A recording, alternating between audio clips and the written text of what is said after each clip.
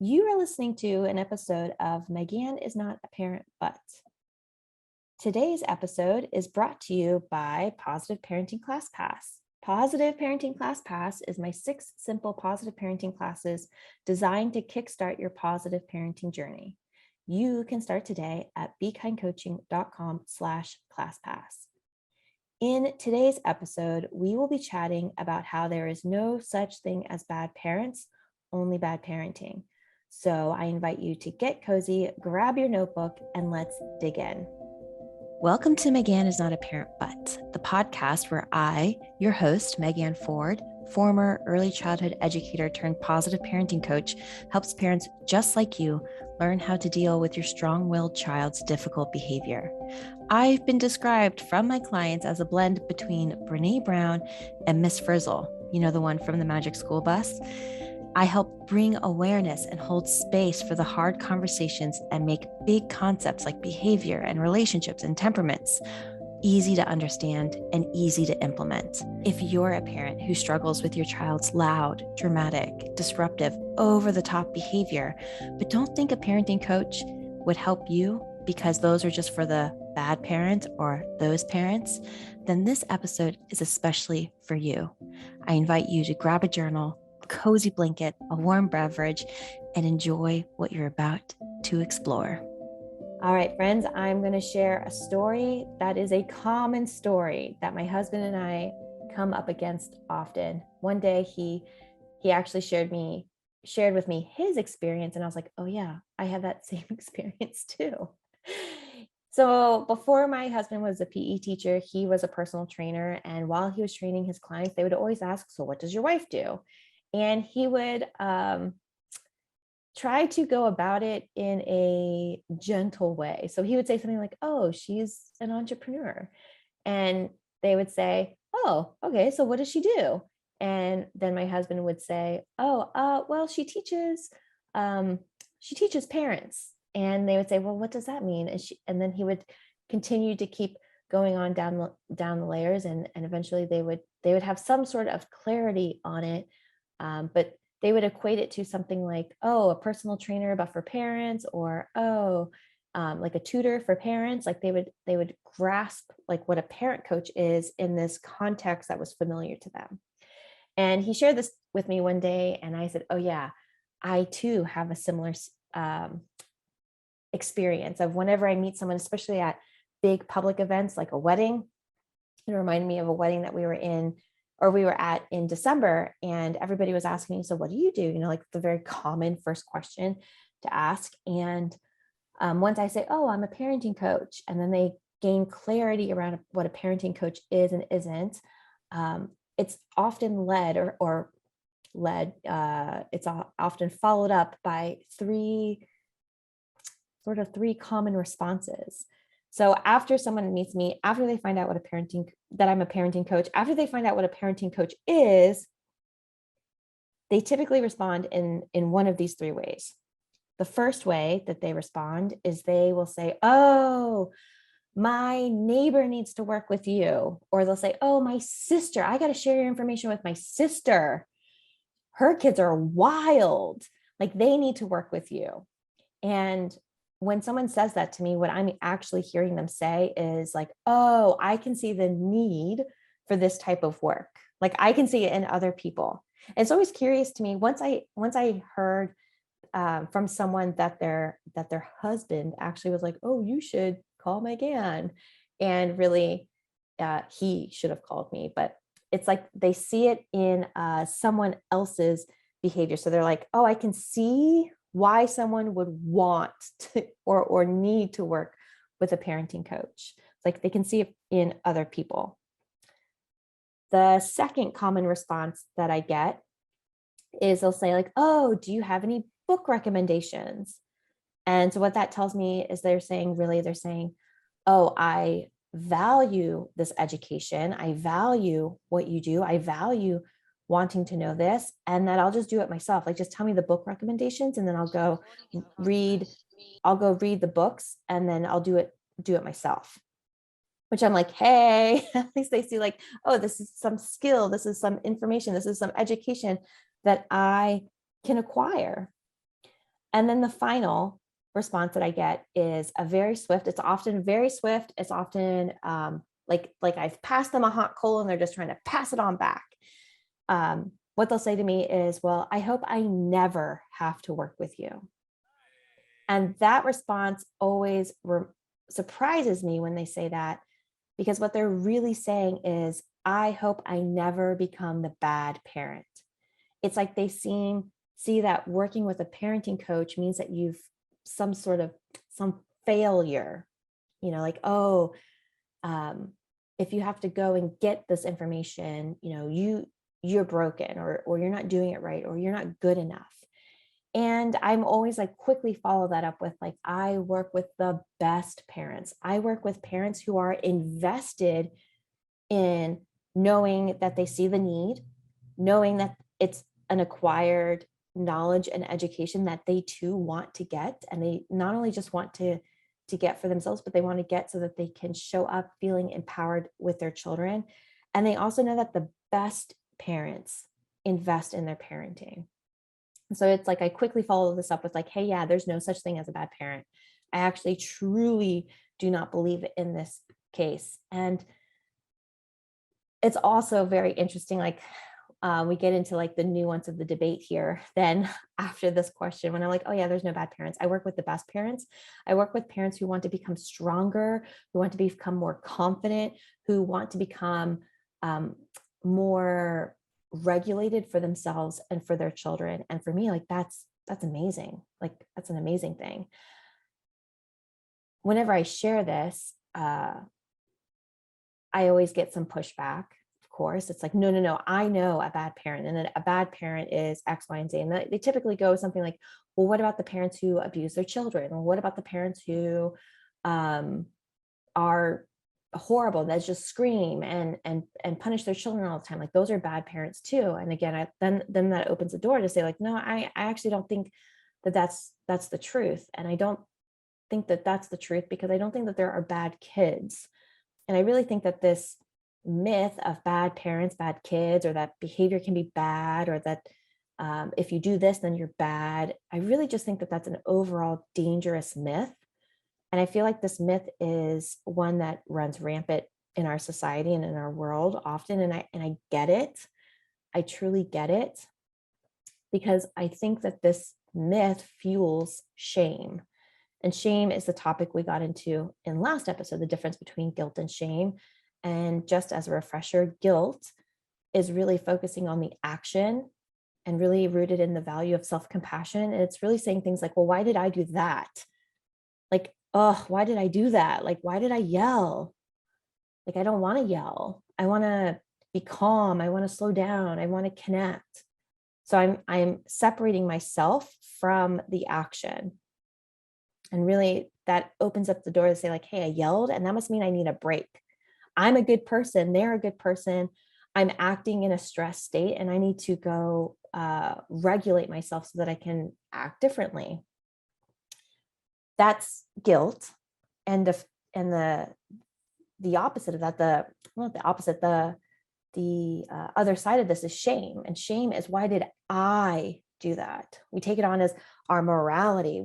We start to value perfection, and we say things like, well, like I yelled, that must mean that I'm a bad mom. You see how it like quickly aligns us to this good parent, bad parent binary, where now, because I did this, now I'm a bad person.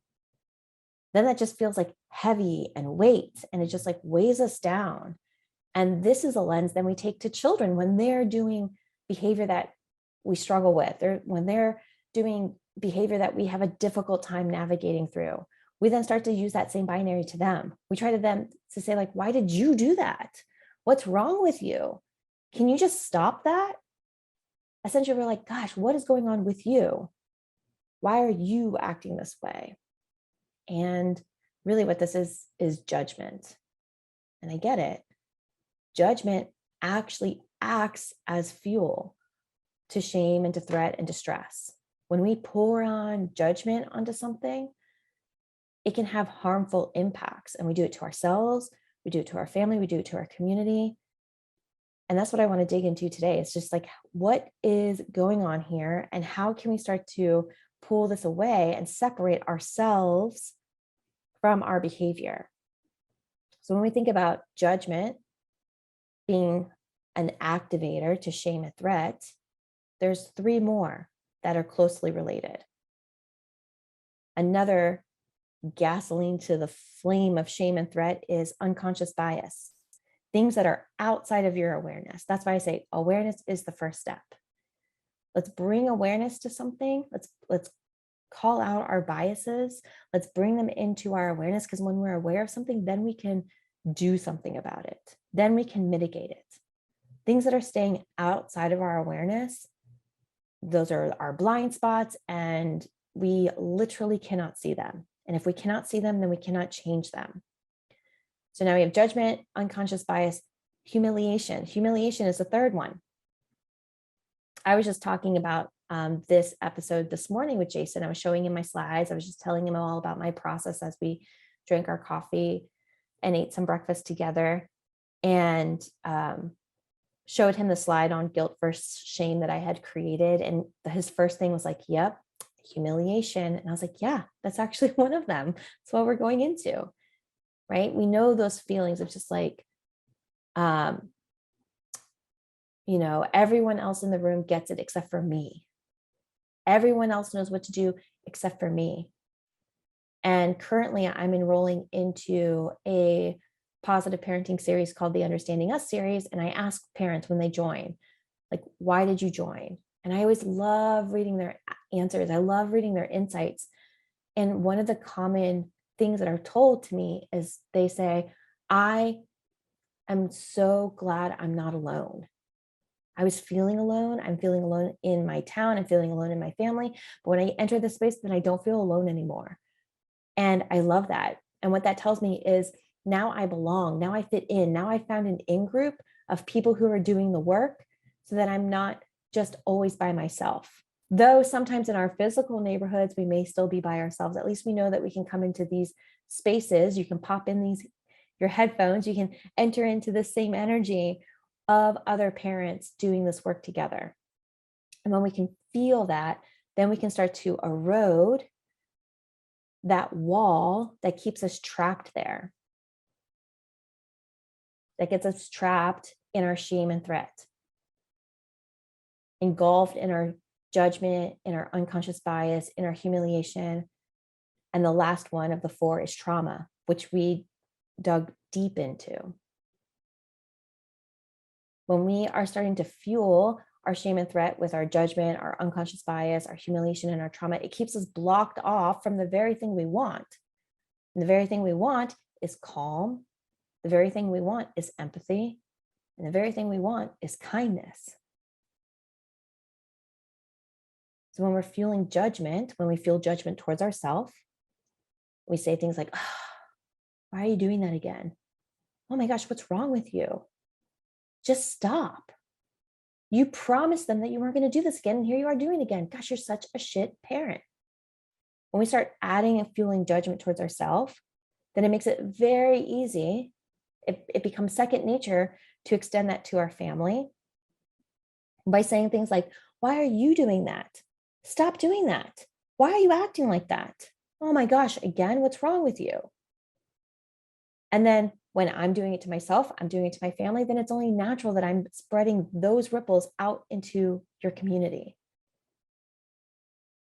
By judging the people at the playground, judging the people in your kids' class, judging your teachers, judging the person who cut you off in traffic, right? When judgment is held very close, that means judgment can become very practiced. It becomes very easy to slip into judgment. And when we slip into judgment, again, it's fueling the disconnection from calmness, empathy, and kindness. And it's blocking empathy. Meaning, when we judge others, when we separate from them, when we create distance from them, what we're doing is we're saying, you're in the out group. You don't belong to me. We are not the same. There's parents who yell at their kids, but I'm not that parent, even though sometimes I do. I know why I do it, but I'm not a parent who yells. I just yell when I'm angry. I just yell when they don't listen to me, right? I can find an excuse. It's what's blocking empathy. It's what's blocking and fueling that judgment. It's what's blocking that connection to kindness. By keeping some people in the out group and then looking for people that are in your in group. People who share your values, people who look like you, people who act like you, people who do the same things as you. Then we slip into confirmation bias, where we're only seeking things that confirm what we already believe. So something that Dan Siegel says when it comes to empathy and judgment is that empathy comes easy for the people who are in your in group. The people who look like you, think like you, act like you, are you. We then start to have very quick and easy empathy with them. Empathy then is blocked for anyone who is in your out group. And that's anyone who doesn't look like you, doesn't think like you, doesn't act like you. That's not you. I see this play out in our society as a large. I see people having very quick empathy and sympathy, really, for people who are in their in group, people who they can relate to, people that they can see themselves doing exactly what that person's doing. And then they have a very triggering response to people who are in their out group, for people who don't think like them, who don't look like them. And inside of her book, The Book You Wish Your Parents Had Read by Philippa Perry, she talks about this. She talks about this concept in relationship to the good, bad parent binary. She says, when you believe in the good, bad parent myth, you will become defensive when presented with evidence of quote unquote bad parent behavior. And I see this on my social media feeds. I see this in my friends groups. I see this in the conversations I have with people once they find out what I do. I didn't even realize what a controversial business I had until I started talking to other parents about it, and you could just see the defenses come up. And I think that what that is it's a shame response. It's a shame of like, oh gosh, I should have known. I shouldn't have been doing that. I should know better. It's saying like, whoa, Megan's got to only work with bad parents because I'm not a bad parent. I don't need to work with Megan. I'm not a bad parent. I just yell sometimes. I just threaten sometimes. I just bribe sometimes. I do it because it works. It gets me to do the thing. And I will always and forever stand on the hill that whoever is raising their hand to listen to this podcast, who's ever raising their hand to show up in communities and spaces and containers that I hold, they're not bad parents at all. They're the best parents. They're the best parents who are invested in breaking the stigma, breaking down the wall of shame, humiliation, unconscious bias, and trauma. They're breaking down that wall so that they can get back to a place of calm, connection, and kindness. And I think about this in relationship to this behavior when we're calling out behavior and talking about behavior. It reminds me back to that episode, season 5, episode 7, called Behaviors Communication. And inside of that episode, we talked about if we agree that behavior is a form of communication, then our behavior as parents and caregivers and adults, our behavior is communicating too. Right? Normally we hear the phrase behavior is communication as it relates to children, as a way to understand children's behavior. Like, oh, when the child is tantruming, that's communicating something. When the child is happy and joyful, that's communicating something. When they're having difficult behavior, it's communicating something. And what I'm inviting us to do is self-reflect that and say, wait, our behavior, my behavior is communicating something too. We can start to get curious about what our behavior is communicating. What are the impacts of that communication?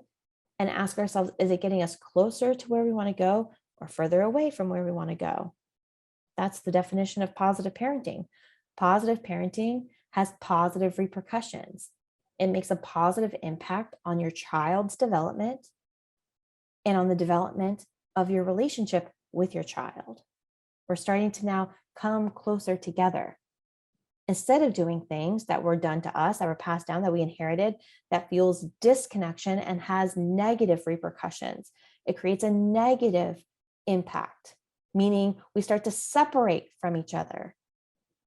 And some separations go on for so long that they become ruptures and then they become fractures.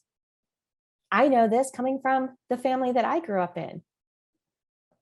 A lot of really great intentions, a lot of really great ideas resulted in a lot of fractured relationships with two people standing on the other side of like the great divide crack, not knowing how to get back together. And so when I was creating this episode, I thought, oh, let's play a game with this. Let's see this in action. Let's see how this all plays out. Let's start to see ourselves in this space so that we know that we are good people. We're just maybe having a difficult time, or we're acting out in ways that involve negative impacts. And let's start to see that we can be good people and have behavior that is communicating where we are at.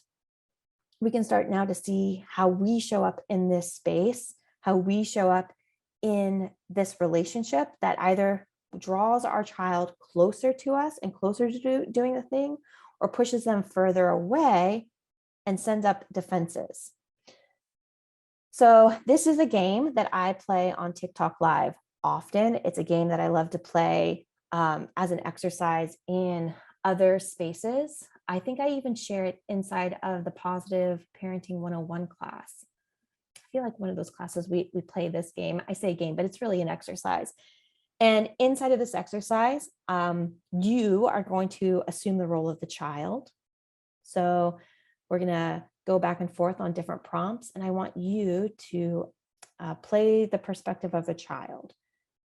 And for me, I am going to play the perspective as the adult. And we're going to go through 4 prompts. And through this exercise, I want you to tune into yourself. I want you to think about, what are you thinking? What are you feeling? What are you experiencing? What are the thoughts that come up? What are the things you want to say to me?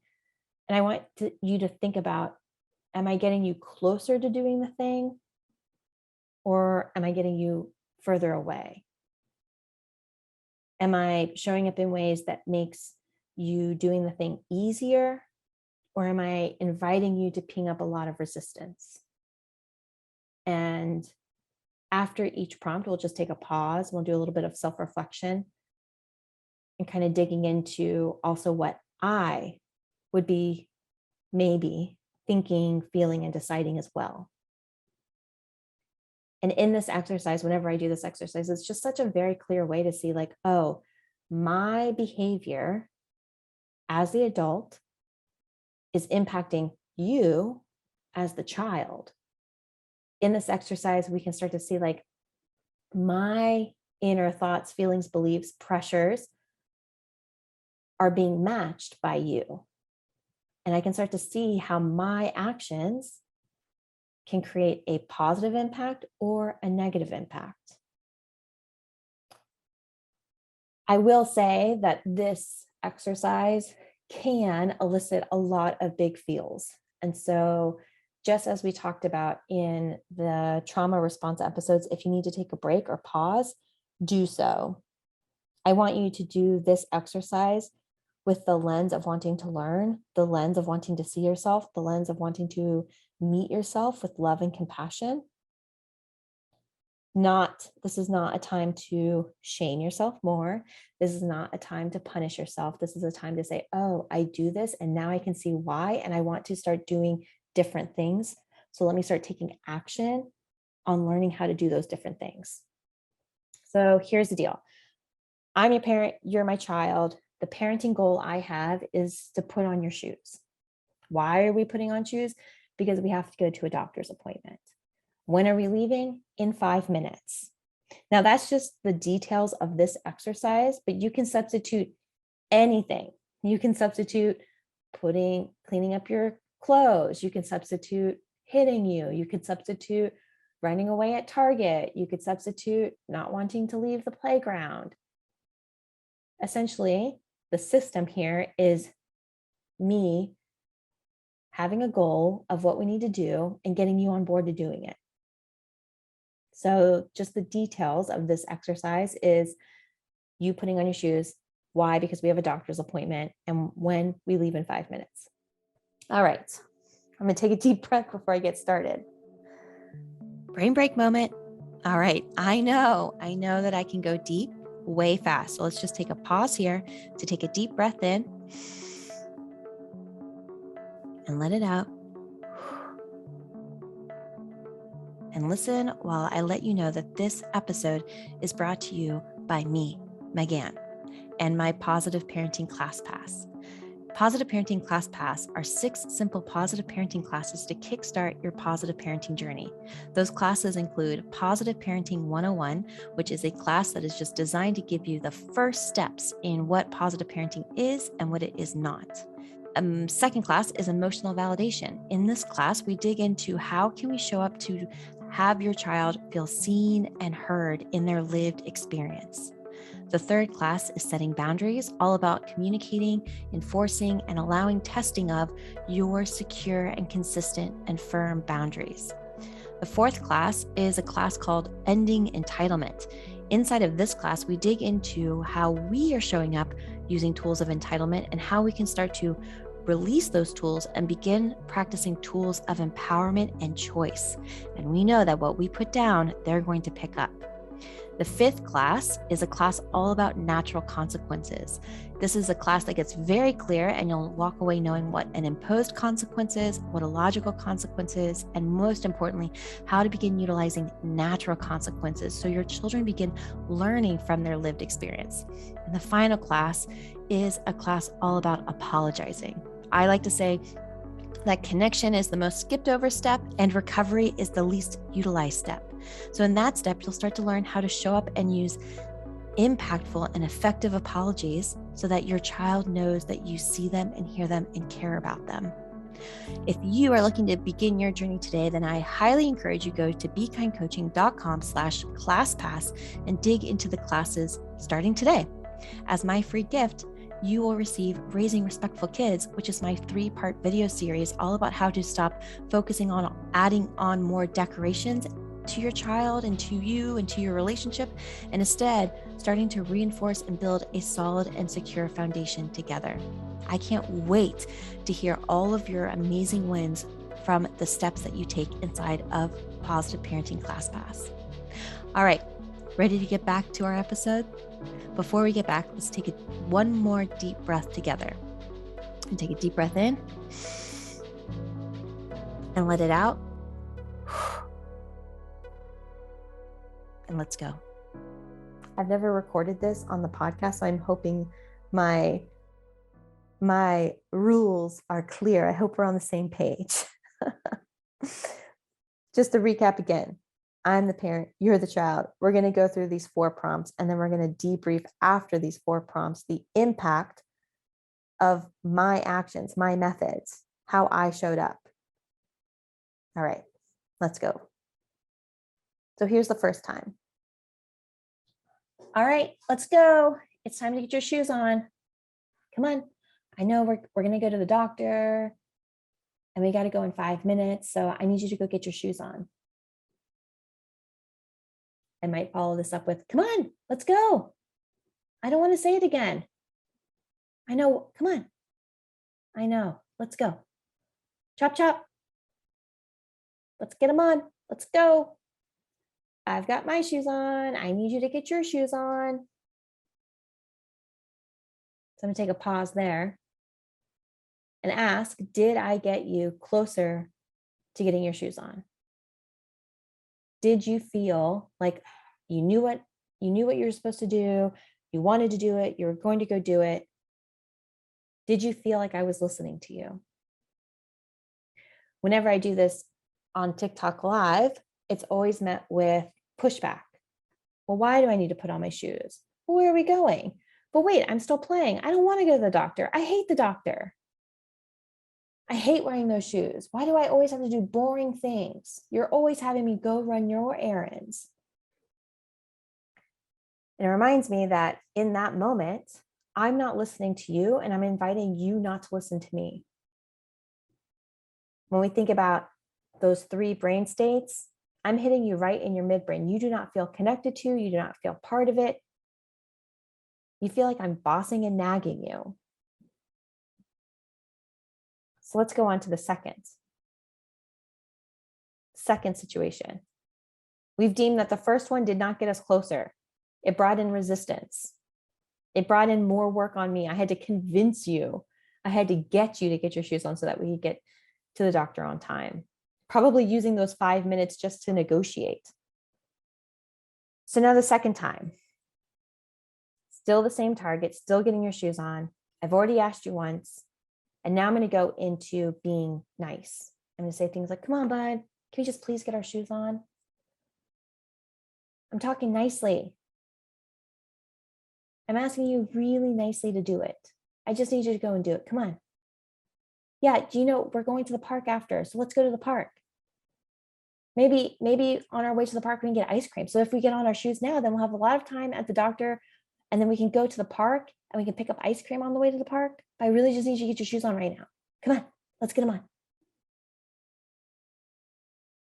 In that moment, take a pause and check in. What were you thinking, feeling, and deciding there? What were you navigating through? Were you getting closer to doing the thing? And if you were, why? What was getting you closer to doing the thing? Here, often when I share it, it's met with a lot of questioning, like, but I still don't want to go. But now it's like, but what do I get if I put on my shoes? What else can I get? I know I'm going to the park. I know I'm going to get ice cream. Can I get a toy out of this too? I start to now feel like, wait, whoa. Mom or dad might be on their edge right now. So like, what else can I get out of this? Can I get some more episodes? Can I get there's something that I can leverage here to get more of. In this space, me as the adult, my nonverbal communication is speaking louder, just like we talked about in episode 5.8, nonverbal communication speaks the loudest. Now I'm starting to feel the pressure. I see the clock ticking down. I'm thinking like, what do I need to do? What do I need to get? Because right now my priority is getting to the doctor on time. And the thing that I see as the threat between that leaving on time and right now is you getting your shoes on. So I'm like, just what do I need to do? What do I need to give you to get you to do the thing? And at that time, I'm starting to rev up. I might be getting into like code orange. I'm like, close to code red. But for the child, they're still like, whoa, wait, something's here, something's going on. What can I get out of it? I'm still not bought on. I'm bought on if I get something out of it. And that leads me to the third way, right? So right now, I've asked you once and you were not getting closer to doing it. I've asked you twice now and you're still not closer to doing it. So now it leads me to the third. Now I'm pissed. And now I'm going to say something like, oh my God, why aren't your shoes on your feet? We're going to be late. Do you want me to be late to the doctor? I'm going to call them and say, I'm sorry, we're late because my child cannot get their shoes on, even though they're 9 years old. What's wrong with you? Come on, let's go. I told you 5 minutes ago that we needed to get the shoes on. Why are you doing this? You're acting like a baby. Oof. In that time, what I'm getting back now is I hate you. I hate the doctor. I hate my shoes. Right? That fight response. Maybe it's flight. Maybe I'm grabbing my shoes and running away from you. Maybe it's freeze. Maybe I'm just stunned by you now and I'm just like frozen. That's because I was feeling that threat too. I was dysregulated and I was acting out from that dysregulation, causing your dysregulation. Reminds me of what we talked about inside of episode 5.9. What is regulation, co-regulation, dysregulation, autoregulation? When I, as the parent, when I am when I am escalated, when I am flipped, when I am upset, when I'm angry, when I'm consumed with this, the child will naturally attune to that because I'm the person with influence in the room. I'm the person who sets the tone. They're reading my language and then reacting and responding in appropriate ways. So now we made it to the third. We're like, whoo, okay, yeah, we are getting further away. And even if the shoes get on, there's impact, there's residue, there's residual fallout now in our relationship. Now I'm thinking like, oh my gosh, why do I always have to tell you to do the thing? Now I have to like be even more on you. And you're thinking, gosh, that person's scary. It's just shoes. Why is this such a big deal? Maybe even thinking like, well, when I have kids, I'm not going to treat them that way. We start to flip it.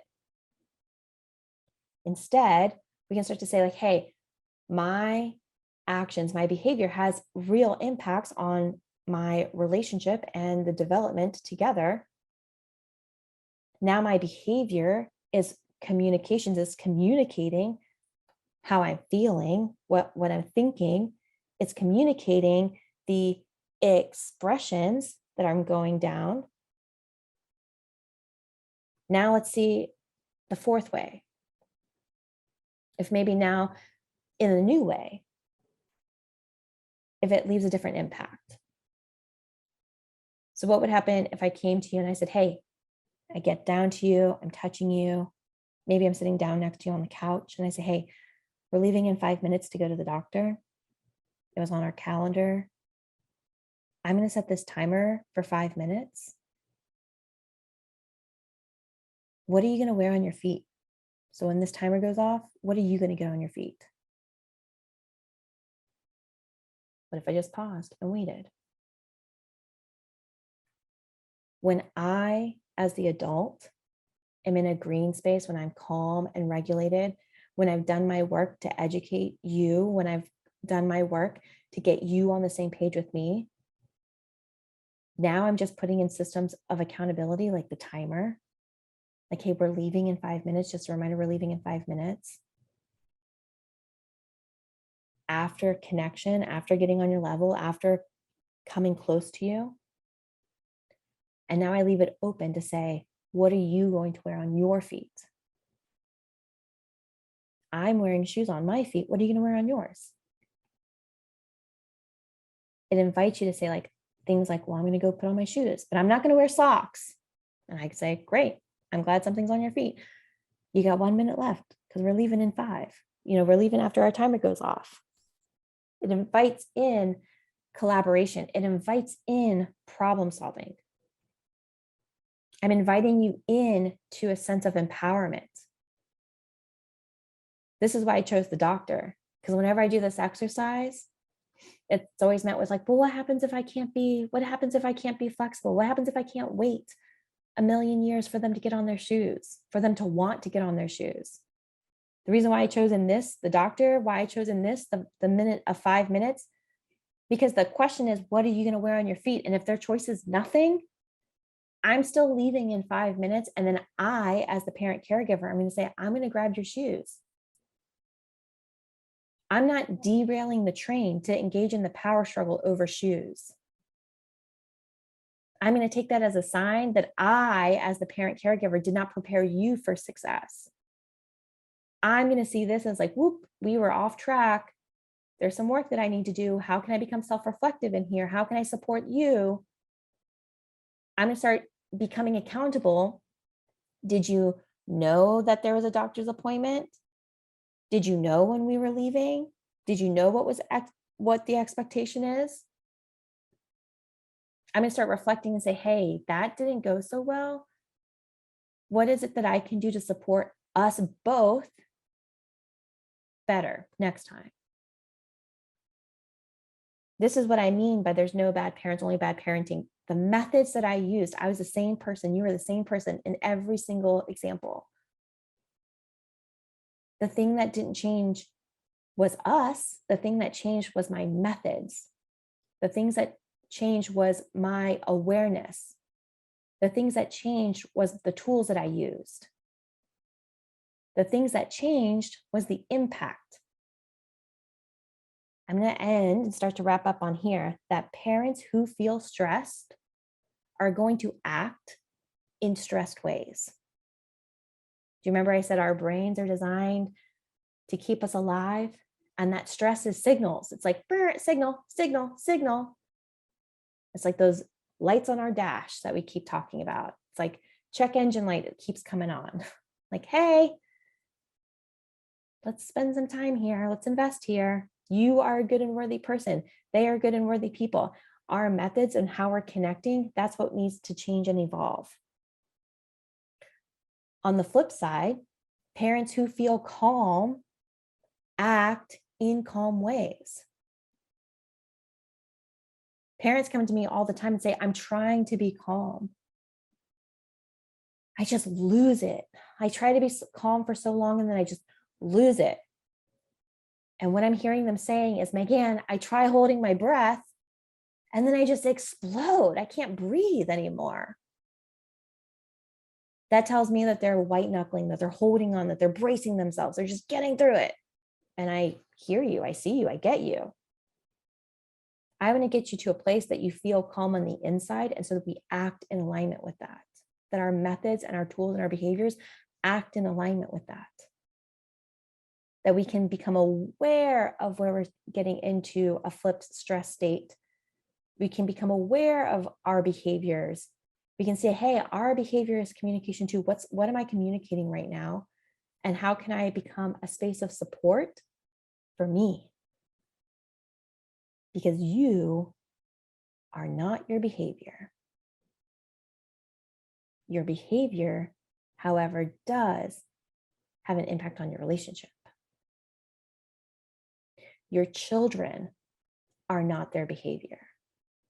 However, their behavior does have an impact on their relationships. I am a parenting coach because I help parents evolve and upgrade their parenting methods.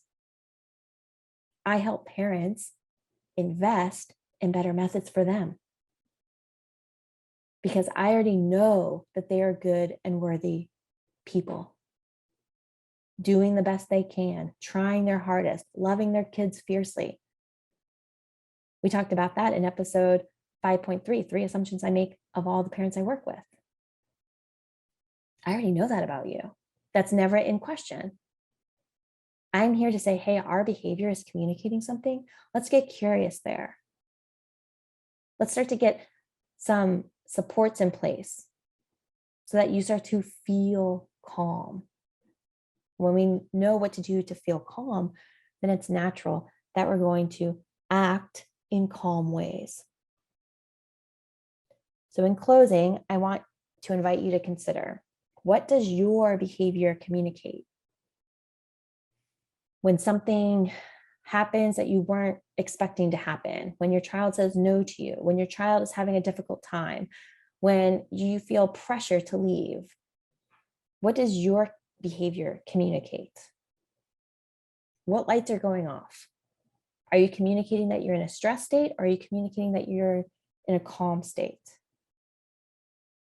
Another thing to consider is, are you aware of your in groups, the people who empathy comes very quick to, and the out groups, the people who empathy is a little bit blocked and struggling with?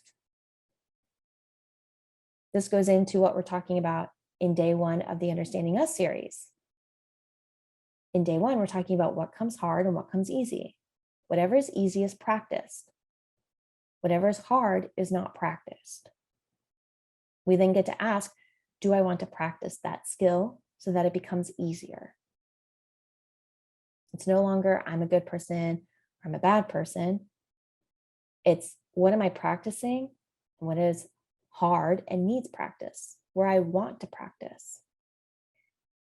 The final question to consider is, I want you to notice the judgments you hold on yourself, the judgments you hold on your family, and then the judgments you hold in the community. What this is an exercise of simply that awareness, to just notice it. Not to judge it, not to be like, you shouldn't be thinking that way, just to notice it. When you're out in the park, notice. When you're at the store, notice. When you're on social media, just notice. That's all.